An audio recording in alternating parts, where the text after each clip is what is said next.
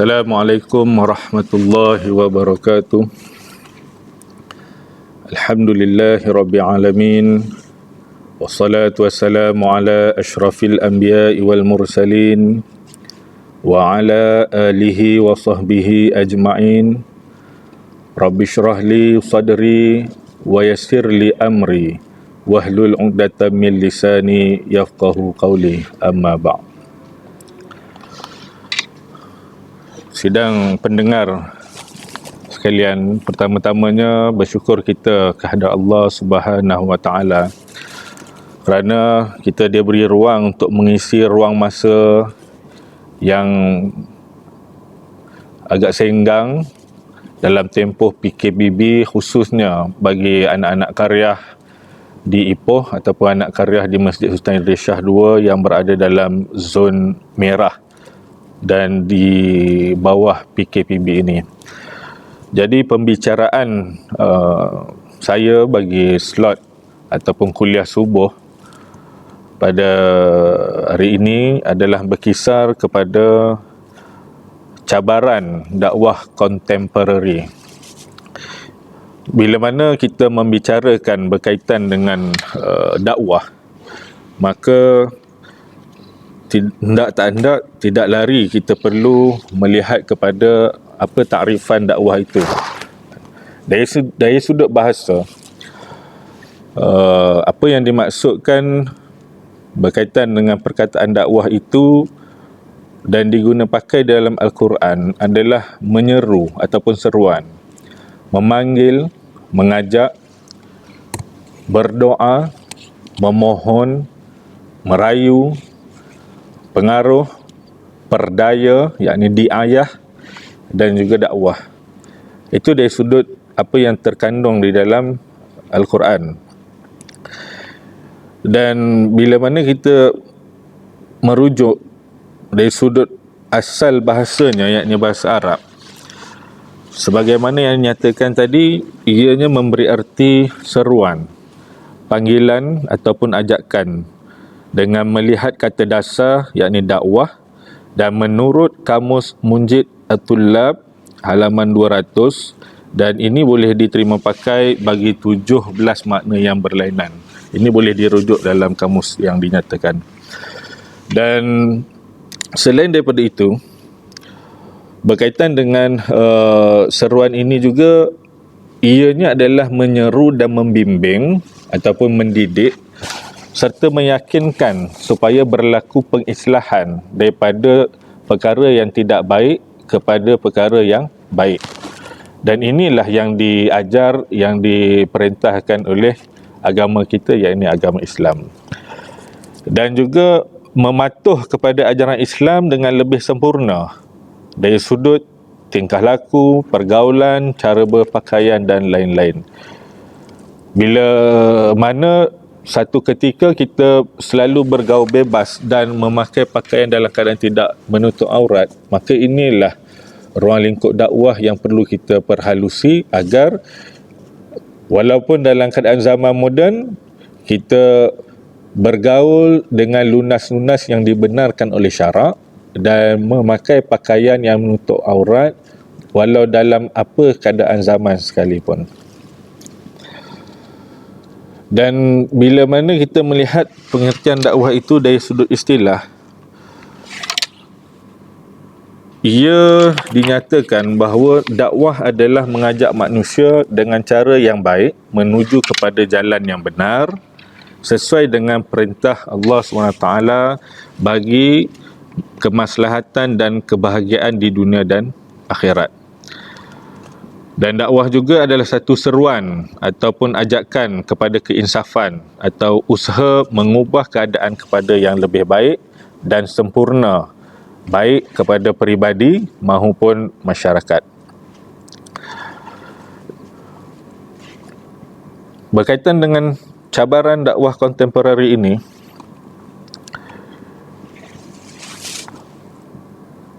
di peringkat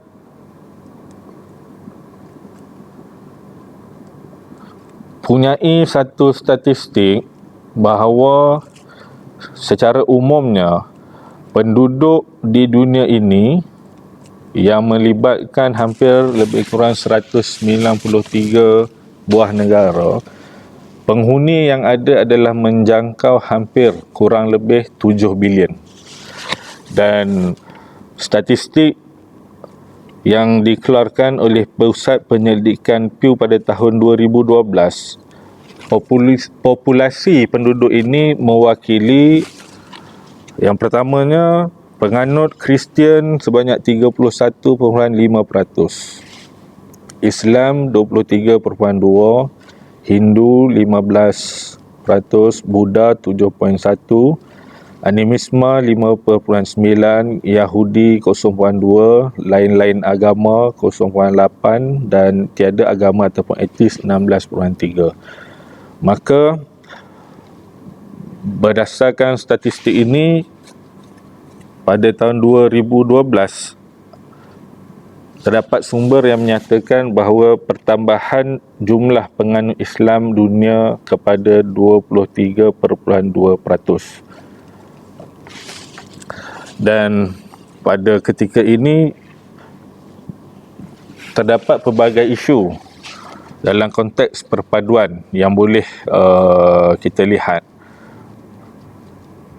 Kepelbagaian kesatuan fikrah dalam masyarakat dalam konteks memahami Islam. Ini juga adalah antara cabaran para pendakwah ataupun da'i dalam bagaimana kita untuk menyantuni dan memecahkan tembok pemisah pemikiran umat Islam khususnya, juga bagaimana kita menyantuni masyarakat bukan Islam dalam memahami agama Islam itu dengan pemahaman yang lebih baik.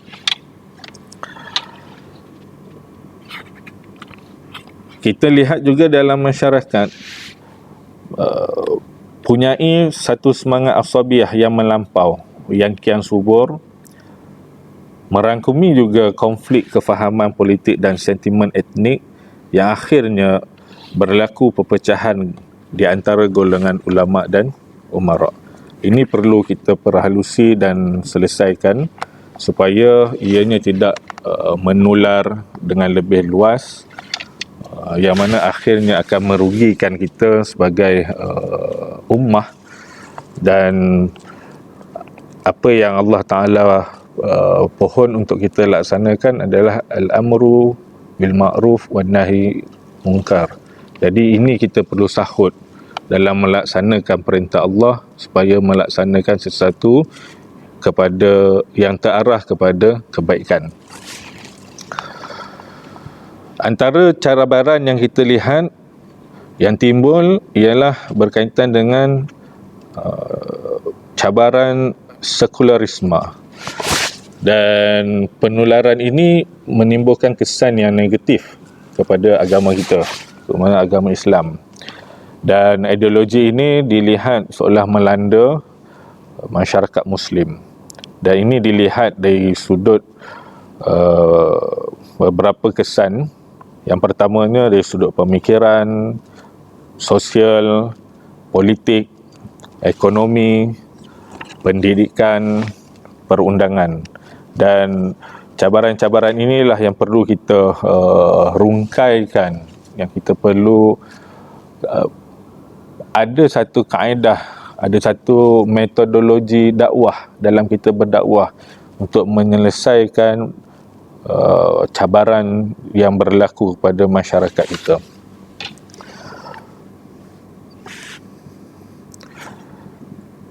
Dari sudut pemikiran contoh, apa yang berlaku melemahkan keimanan dan menggoyangkan akidah serta keyakinan terhadap kekuasaan Allah. Ditimbulkan keraguan kepada malaikat, Rasul, Al-Quran, hari akhirat serta qada dan qadar, yang menyebabkan keimanan Muslim rapuh. Dan agak malang bila mana datangnya aliran-aliran pemikiran yang mengelirukan kepada masyarakat awam atau masyarakat kita, khususnya orang Islam kita. Dan ini perlu kita rungkai, perlu kita ubah supaya pertikaian ini tidak berlaku, dan kita kembali kepada lunas yang telah digaris pandukan di dalam Al-Quran. Yang kedua, cabaran dari sudut sosial. Terdapat perubahan perwatakan individu dari segi berfikir, bertindak, termasuk juga gaya hidup. Berlaku pengasingan diri daripada kepentingan beragama menyebabkan jiwa itu kosong. Berlaku kekosongan di dalam diri dan akhirnya melahirkan satu pembangunan yang tidak seimbang. Dan akibat daripada apa yang berlaku itu, maka berlakulah kebobrokan moral, akidah yang semakin berleluasa. Berlakunya penyakit-penyakit jiwa yang ada dalam, kita lihat di masyarakat kita sekarang, berlaku pengambilan dadah ataupun penyelewengan dadah yang agak berleluasa. Minum arak bagaikan tiada perundangan Islam di kalangan Muslim kita. Merebaknya penyakit AIDS akibat perbuatan manusia. Berlakunya hubungan songsang, baik lesbian ataupun homoseks. Berlakunya sumbang mahram. Ini semua adalah kesan daripada pembudayaan sosial yang berlaku dari barat. Aliran pemikiran itu didatangkan dan merosakkan masyarakat Muslim. Andai dilihat dari sudut politik, barat telah menanamkan dalam jiwa Muslim berkaitan dengan fahaman kapitalis, sosialisme, nasionalisme dan sebagainya. Dan matlamatnya adalah untuk mendapatkan pengaruh, pangkat, kuasa, yang mana kesemua ini adalah bertentangan dengan politik Islam. Ini juga perlu kita rungkaikan. Juga tugas sebagai pendakwah untuk merungkaikan permasalahan cabaran dari sudut politik ini. Faktor seterusnya kita lihat di sudut ekonomi.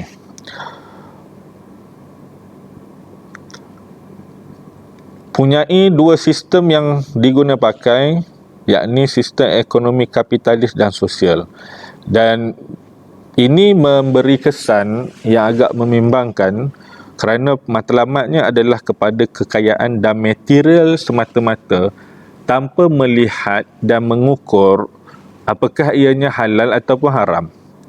Di mana keadilannya, di mana keadilan sosialnya, dan apa return ataupun perkhidmatan yang diberikan kepada masyarakat. Seterusnya kita lihat corak pendidikan bagi faktor yang seterusnya. Sistem pendidikan ini lebih mementingkan kepada hal keduniaan. Dan pendidikan ini tidak mengambil kira kepentingan jiwa, kepentingan iman yang sememangnya diperlukan dalam pembentukan akhlak secara Islami, pembentukan moral yang baik. Sistem pendidikan dualisme diperkenalkan ke seluruh dunia, termasuklah negara-negara Islam. Maka sistem ini memisahkan antara pendidikan duniawi dan ukhrawi ataupun hubungan antara agama dan sains.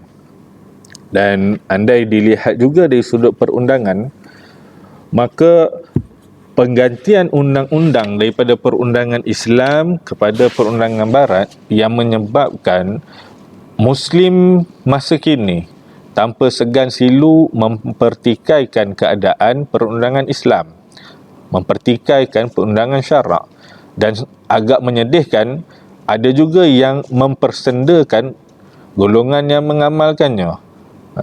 Dan terdapat sekumpulan yang mewakili umat Islam juga yang memperlekehkan perundangan Islam dan mendesak agar perundangan Islam itu dihapuskan, terutamanya di negara kita. Telah timbul badan-badan, pihak-pihak yang menghentam, memperlekeh dan menafikan perundangan Islam yang sememangnya telah digaris pandu termaktub dalam Al-Quran, yang telah Allah rencanakan dan termaktub untuk ditaati oleh masyarakat kita ataupun sebagai seorang Muslim yang perlu kita taat kepada apa yang telah Allah perintahkan dan gariskan. Dan inilah yang kita lihat bahawa cabaran-cabaran globalisasi yang berlaku dari semua aspek ataupun bidang yang sedikit sebanyak merosakkan moraliti ataupun akhlak ataupun wibawa sebagai seorang Muslim itu. Dan sebagai seorang da'i, sebagai seorang pendakwah, perlu kita tanamkan dalam diri dengan niat yang betul. Perlu ada satu tajdid dunia dalam kita melaksanakan gerak kerja dakwah, supaya kita dapat merungkai cabaran-cabaran ini dan mengembalikan era kegemilangan Islam sebagaimana yang sewajarnya. Wallahu a'lam. Andai kita melihat kepada cabaran globalisasi, kita melihat bahawa hambatan globalisasi dalam aspek politik dan ekonomi telah memberi kesan yang menyeluruh pada setiap aspek kehidupan. Maka yang demikian, kesan globalisasi dalam aspek politik, ekonomi dan sosial ini berkait di antara satu sama lain. Perluasan kuasa dan pengaruh barat dalam hegemoni ekonomi serta kuasa politik dunia. Ia menjadikan sosio-budaya dunia Islam sebagai satu medan tempur digital. Dan ini perlu kita melihat bagaimana atau apa langkah dalam kita mencari solusi penyelesaian cabaran globalisasi ini. Baik dari sudut ekonominya, baik dari sudut teknologi maklumatnya, baik dari sudut politiknya dan sosial. Andai kita lihat berlaku ketidakseimbangan dalam perkembangan ataupun kesan globalisasi ini, dan seiring dengan itu ledakan teknologi maklumat dan komunikasi menjadi pemangkin dalam zaman globalisasi ini. Jaringan maklumat sifatnya borderless world dan akhirnya menjadikan dunia ini sebagai sebuah global village, dan menyebabkan dunia Islam juga dibanjiri oleh satu bentuk pemikiran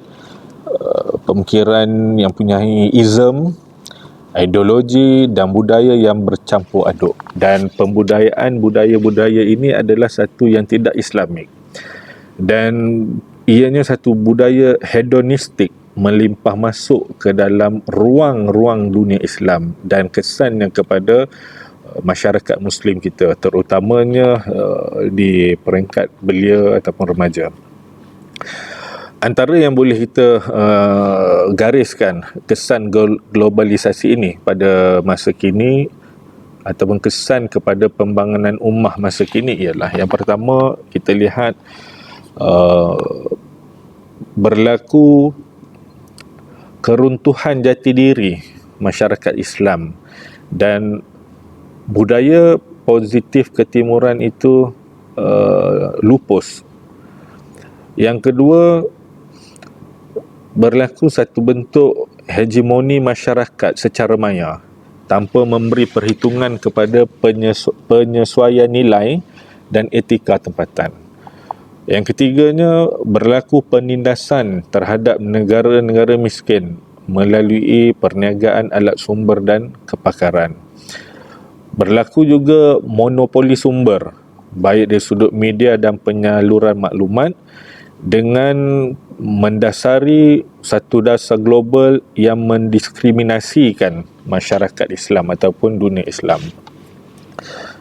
Berlaku juga pengagungan dan pengklonan budaya asing yang akhirnya mengikis jati diri masyarakat Muslim.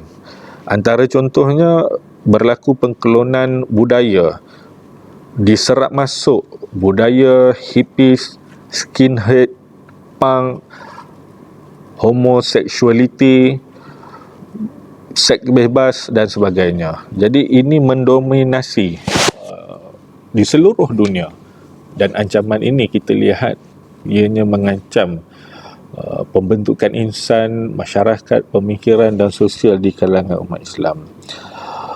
Berlakunya pengklonan pemakaian ataupun fashion, masyarakat Islam tergelintir mengikut-ngikut trend pemakaian yang telah dipromosikan secara teknologi. Contohnya ada pemakaian ataupun fashion yang dinamakan sleeveless shirt, short pant. Walhal sebagai seorang Muslim, kita dikendaki untuk menutup aurat, bukannya memakai pakaian yang tidak menutup aurat seperti mana ledakan fashion yang dipromosikan oleh Barat. Dan bila kita melihat kepada cabaran teknologi maklumat dan komunikasi, ianya disampaikan pengaruh Barat ini bagi menarik perhatian masyarakat Islam khususnya. Diangkat, diagung bintang-bintang Barat supaya ianya menjadi sebagai individu ataupun bintang yang disegani, yang dikagumi. Diangkat juga bintang-bintang Barat yang bukan Islam dipandang tinggi, dipuja, dan ini menyebabkan berlakunya kekeliruan di kalangan remaja, sama ada untuk memilih yang baik atau tidak. Penularan promosi yang hebat di sosial media ini akibat ledakan teknologi maklumat dan komunikasi, akhirnya kesan yang kita lihat adalah remaja Islam tidak mampu berfikir untuk memilih sesuatu yang baik ataupun sebaliknya. Ini kesan yang amat besar. Jika sedari awal mereka tidak boleh memilih, boleh menilai sesuatu yang patut menjadi pilihan mereka adalah satu perkara yang baik, tetapi akibat ledakan ini mereka pemikirannya agak keliru dan akhirnya memilih kepada sesuatu yang tidak baik. Ini yang perlu peranan pendakwah-pendakwah untuk menggaris pandu, menyantuni, memberi penerangan yang benar, mengajak kepada kebaikan, mengajak kepada apa yang telah diserukan oleh Allah Subhanahu Wa Taala di dalam Al-Quran dan apa yang telah disarankan oleh Allah melalui Rasul, yakni baginda sallallahu alaihi wasallam, supaya kita berhijrah, berubah dari melakukan sesuatu yang tidak baik dan melaksanakan kepada sesuatu yang baik.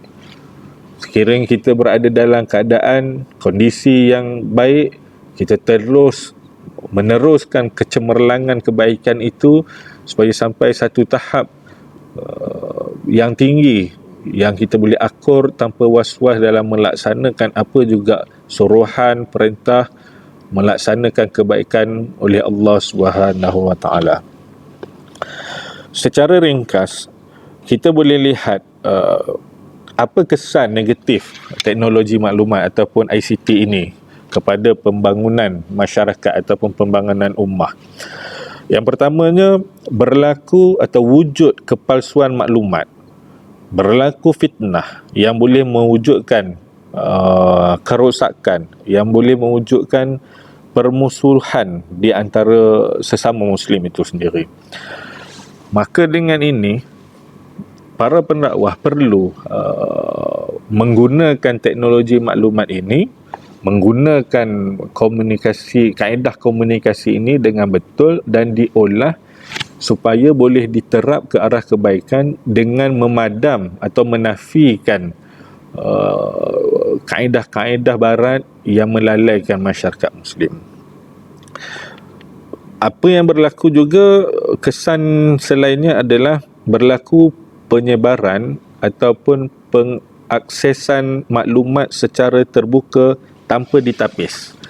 Dan akhirnya masyarakat yang mengambil maklumat tersebut tanpa menapis sama ada ianya benar ataupun tidak, mengakibatkan berlaku kekeliruan dan salah faham. Kadang-kadang masyarakat kita ni mengambil mudah, search, dapat maklumat dan pakai maklumat itu tanpa merujuk kepada yang ahli atau yang pakar dalam menilai sama ada maklumat ini benar ataupun tidak. Dan berlaku juga di alam maya ini, di akibat ledakan teknologi maklumat ini, sebaran maklumat ataupun dakwah yang anti-Islam. Ini perlu juga pihak berkuasa yang terlibat, masyarakat, pendakwah, menafikan atau membalas balik penyebaran maklumat ini, supaya ianya tidak diserap masuk dalam pemikiran umat Islam.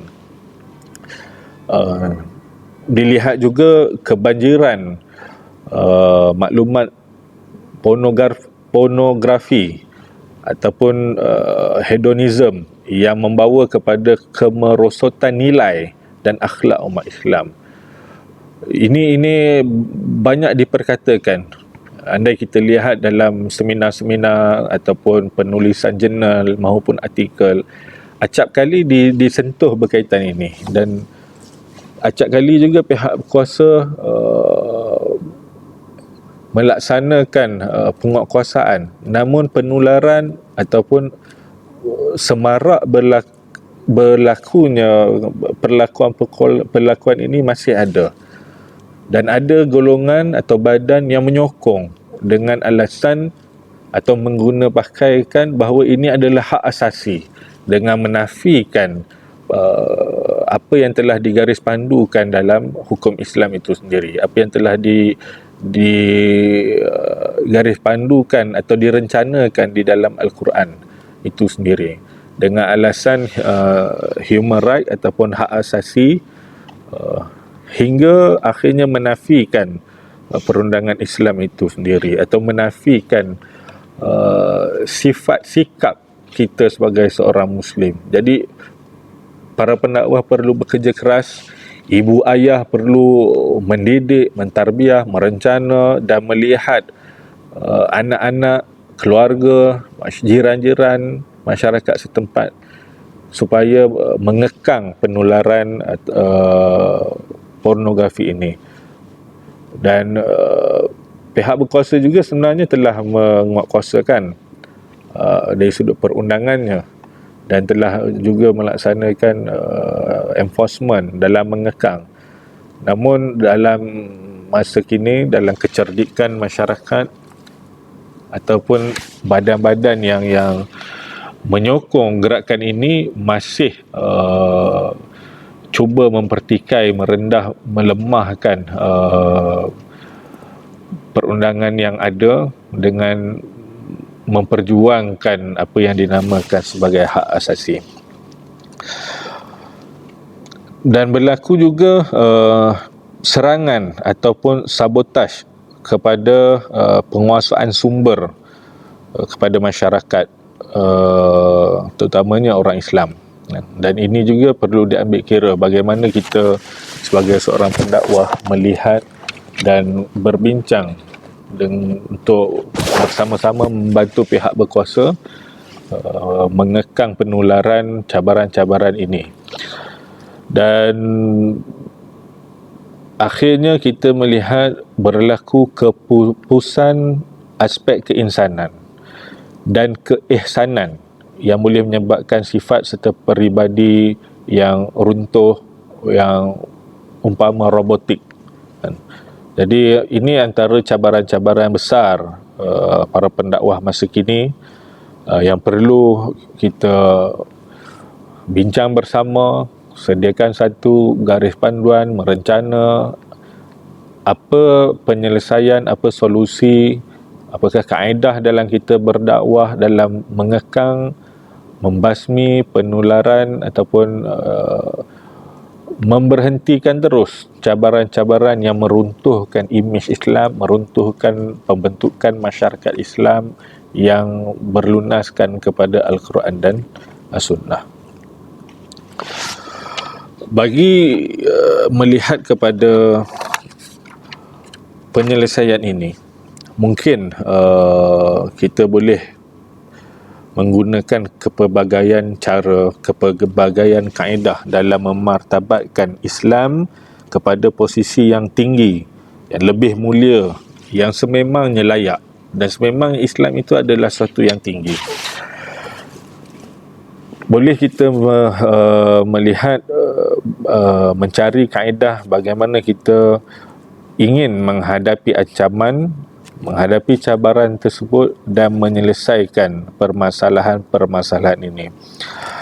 Yang pertama mungkin perlu ada kesepakatan di antara negara-negara Islam yang perlu membebaskan diri daripada belenggu ideologi masyarakat barat. Baik dari sudut politiknya, baik dari sudut ekonominya, pendidikan, sosial dan perundangan. Dan seharusnya dunia Islam perlu kembali kepada sistem politik, sistem ekonomi, perundangan, pendidikan, sosial yang memaksikan kepada Al-Quran dan Sunnah. Ini andai kita lihat di negara kita Malaysia khususnya, memang pemerintah menggaris pandu apa panduan perundangan dan menerapkan nilai-nilai Islamika dalam pentadbiran negara. Dan kesinambungan, kesepaduan di antara negara-negara Islam itu perlu bagi menjayakan misi dan visi kita dalam membentras permasalahan cabaran dunia Islam. Yang kedua, mungkin kita perlu melihat kepada pemantapan akidah, yakni pemantapan iman dan taqwa, dan perlu ditanamkan, diserapkan semangat jihad pada diri setiap Muslim.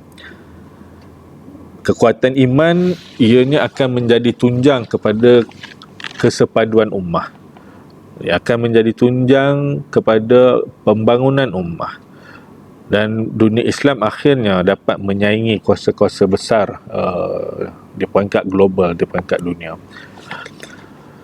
Al-Quran dan hadis perlu dijadikan satu rujukan yang kuat dalam semua aspek kehidupan kita. Aspek pendidikan perlu didasarkan kepada Al-Quran dan hadis. Begitu juga ekonomi, begitu juga sosial, begitu juga dari sudut politik dan siasatnya. Penting pendidikan bermula daripada awal. Bagaimana kita mendidik anak, bagaimana kita mendidik keluarga kita, dan akhirnya dia akan berkembang hingga kepada pembangunan dan pembinaan negara. Dan ini perlu dijana secara strategik dengan lunas-lunas ataupun sumbangsaran yang telah Allah maktubkan di dalam Al-Quran, dan kita selarikan juga dengan sumber hadis supaya seiring. Aktiviti sosial, kebudayaan dan kesenian ini perlu dihapuskan yang tidak menurut atau mengikuti lunas-lunas syarak. Aktiviti hedonisme ini perlu dibasmi.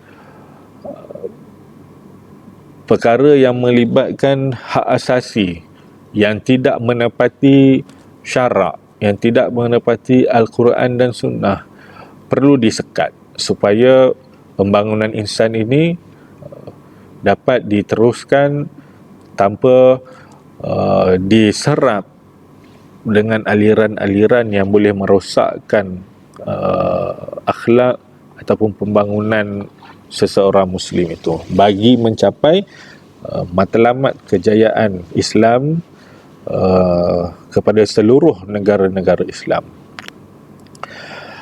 Berkaitan dengan pendidikan dan pengajaran mengenai Islam perlu dipertingkatkan. Perlu ada penekanan kepada pengajaran Islam yang lengkap, yang perlu dilaksanakan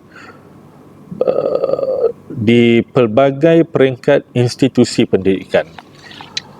Penerapan penekanan ini perlu juga bermula dari rumah. Perlu diterapkan oleh ibu dan ayah supaya bila mana anak-anak kita meningkat dewasa dapat menghadapi cabaran ini, dapat menangkis, dapat memilih antara yang baik dan buruk. Selain di rumah, di peringkat umur bawah sekolah, di pusat-pusat asuhan, di pusat-pusat tadika ataupun persekolahan, penekanan berkaitan dengan pendidikan dan pengajaran dengan garis panduan Islam perlu dipertingkatkan. Sistem pendidikan Islam perlu diperhebatkan di peringkat pendidikan prasekolah, di sekolah rendah, di sekolah menengah, hinggalah ke peringkat tertinggi. Bukan sahaja kepada anak-anak, tetapi juga kepada individu yang digelar pendidik, supaya dapat merencana pendidikan itu dengan mengakis sumber-sumber luar yang boleh menyerap masuk dalam pemikiran anak-anak ataupun pelajar ataupun belia-belia kita, dan dihentikan terus dengan menanam secara kental dalam pemikiran dan jiwa anak-anak belia kita. Konteks dakwah Islamiah pula perlu diperhebat, perlu dilaksanakan secara berhikmah, perlu mengguna kebijaksanaan dalam kita menyantuni, menangkis, melaksanakan gerak kerja dakwah. Perlu kita melihat siapakah sasaran kita, perlu kita rungkai prinsip dakwah kita, perlu kita melihat manhaj dakwah kita, perlu kita meneliti teknik pendekatan dakwah masa kini, perlu kita lihat apakah medium dakwah yang kita guna pakai, dan kita lihat juga mihnah dan tribulasi dakwah. Bila mana perkara-perkara ini kita perhalusi, bila mana perkara-perkara ini kita detailkan, maka pendekatan dakwah secara hikmah dan bijaksana insya-Allah akan berjaya dilaksanakan. Dan ajaran Islam juga perlu dirungkai, perlu didedahkan dengan cara yang mudah, yang praktikal, yang punyai logik dan dengan pendekatan ilmiah. Kaedah yang bersesuaian dengan Islam, walaupun diselarikan dengan kehendak zaman ataupun kaedah pendekatan semasa, hendaklah digunakan. Termasuklah menggunakan teknologi maklumat ini, termasuk menggunakan ilmu-ilmu moden ataupun ilmu-ilmu moden yang diistilahkan sebagai ilmu pedagogi, sosiologi ataupun psikologi. Pendekatan-pendekatan terkini yang tidak berlawanan dengan syarak, yang tidak bertentangan dengan Al-Quran dan Sunnah perlu kita guna pakai agar ianya sesuai dengan zaman dan menggunakan pendekatan yang hikmah dan tidak berlawanan kepada apa yang termaktub dalam Al-Quran dan Sunnah. Cabaran sains dan teknologi ini yang berkembang pesat perlu kita harungi, perlu kita hadapi secara positif, dan masyarakat Muslim perlu mendalami bidang-bidang ini supaya dapat menangkis dengan keiltizaman yang tinggi, yang jitu, dan seharusnya penerapan di dalam jiwa kita secara mantap berkaitan dengan Islam perlu dijitukan bermula dari keluarga hinggalah peringkat tertinggi, dan mendalami ilmu-ilmu sains dan teknologi semasa ini supaya kita boleh menyeimbangkan perjalanan, aktiviti, penularan ataupun pembudayaan sosial, pembudayaan sains dan teknologi ini seiring dan dikaitkan dengan pembudayaan ilmu, sains dan teknologi yang termaktub di dalam Al-Quran dan Sunnah.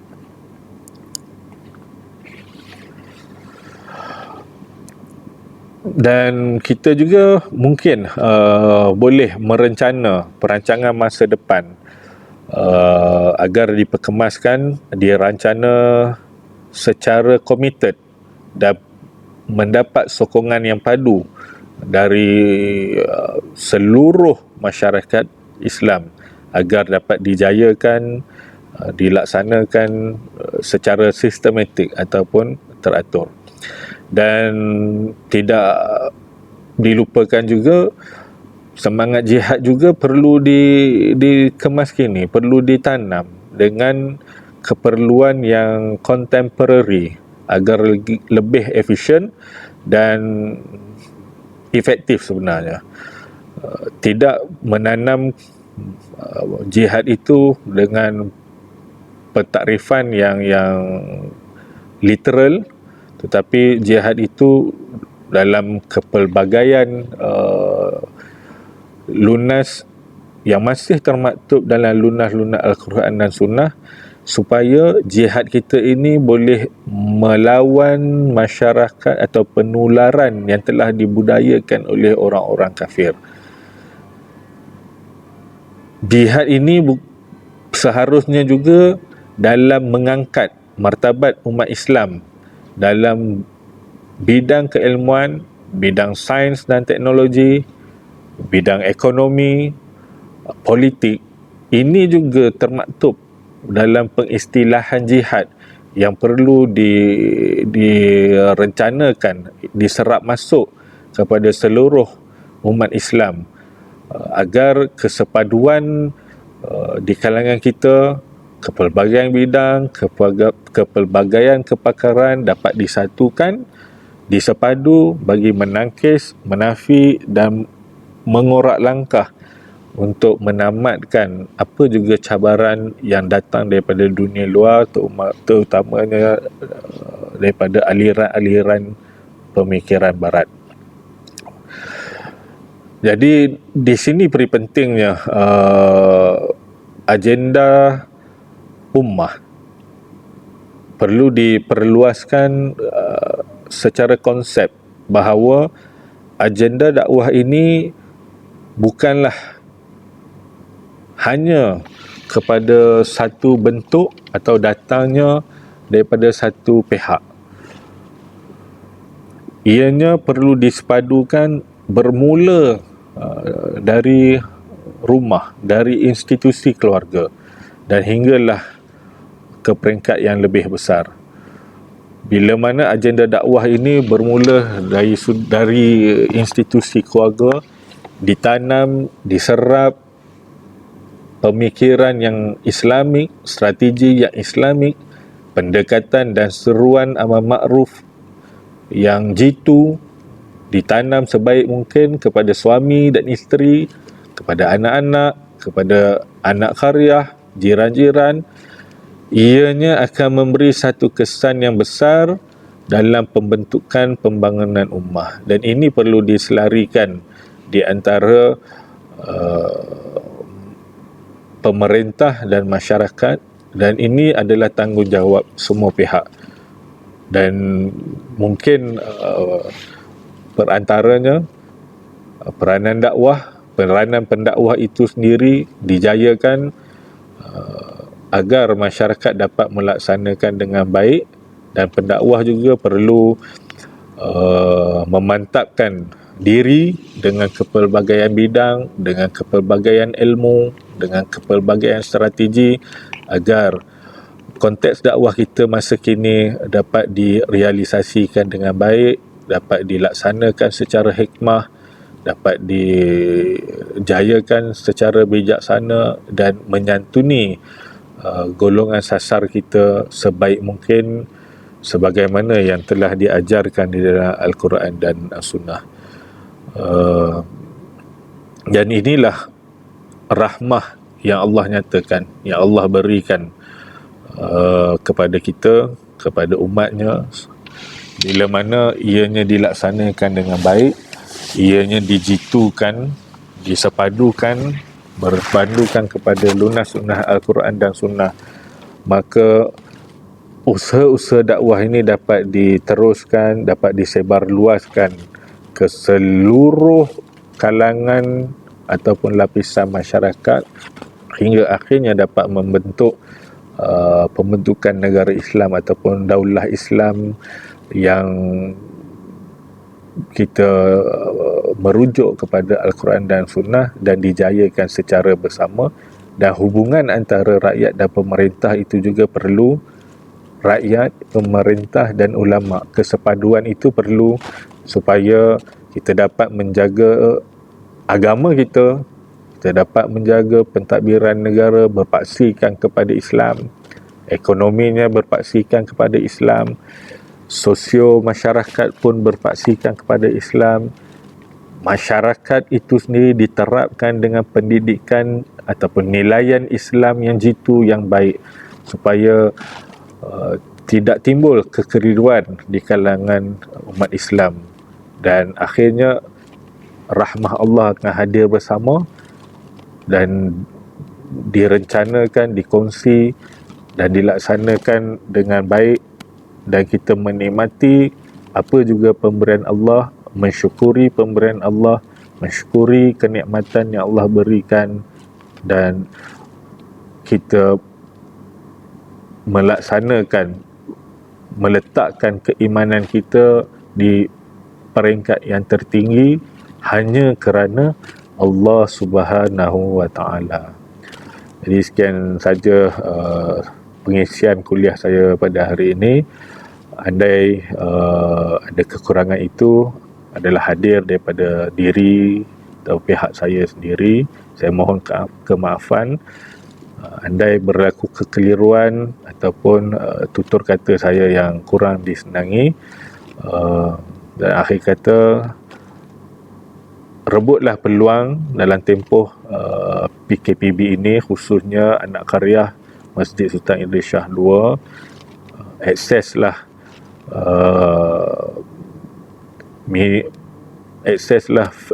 media sosial Masjid Sultan Idris Shah II untuk mengisi ruang masa kita dengan kuliah-kuliah yang telah dirancang oleh pihak Masjid Sultan Idris Shah II. Wallahu alam. Assalamualaikum warahmatullahi wabarakatuh.